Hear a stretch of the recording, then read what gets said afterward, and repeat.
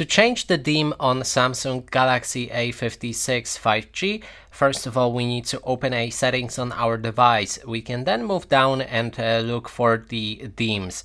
Select it, and then probably you also need to log into Galaxy account, your Samsung account in other words, and then you can find all of the themes that are available for your device.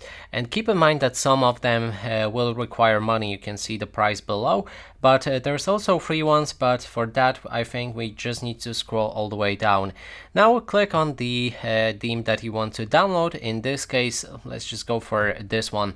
We can then select download, which will begin downloading the theme that we want to use.